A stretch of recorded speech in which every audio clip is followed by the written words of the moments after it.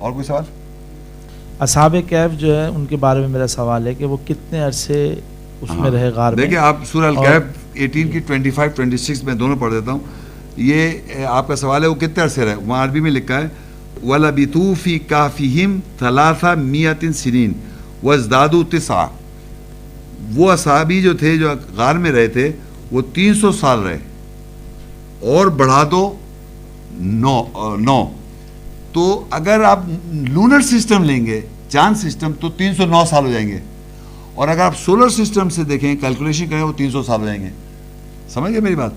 تو یہ قرآن اللہ نے کہا کہ جو بتایا ٹائم پیریڈ جس میں رہتے اٹھے تھے وہ گیا تھا وہ شخص, تو وہ 300 سال کہیں یا 309 سال کہیں. 300 جب کہیں گے جب وہ سولر سے سسٹم, کیونکہ ہر ایک کی اس کی موومنٹ الگ الگ ہے, 10 دن کا جو فرق آتا ہے اس کی وجہ سے 309 سال بن جائیں گے. 300 سال کے بعد 309 سال بن جائیں گے لونر سے. کنفرم میں کیلکولیٹ کر چکا ہوں. اچھا پھر سنیں, مگر آگے ایک اور بات ہے, کیونکہ ابھی تک آپ نے پوچھا تو یہ بات بتا دی جب اللہ نے کہ وہ 300 اور زیادہ 9 رہے تو یہ بات ختم ہو جاتی ہے.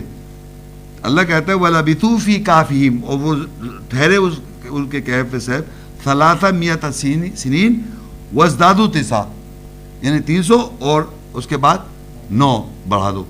یہ اور آیت پوری پکی آیت یہ ختم ہو جاتی ہے. لیکن پھر آگے ایک اور جملہ کہتا ہے دوسری آیت قُلِ اللَّهُ أَعْلَمُ بِمَا لَبِثُوا.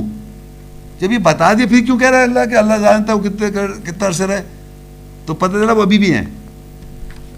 سمجھ گیا؟ 309 تو جب کہتے جب اٹھے تھے, اس کے بعد ابھی تک وہ ہیں.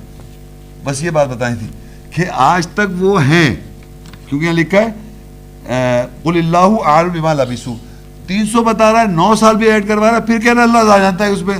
تو اس کے معنی اس وقت جو اٹھا تھا وہ شخص وہ 309 سال کے بعد اٹھا تھا, لیکن وہ ابھی بھی ہیں. یہ بات.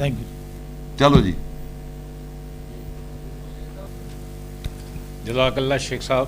خواتین و حضرات آپ کا بہت بہت شکریہ, اور اس کے ساتھ ہی آج کا پروگرام جو ہے اختتام کو پہنچا. السلام علیکم ورحمۃ اللہ وبرکاتہ.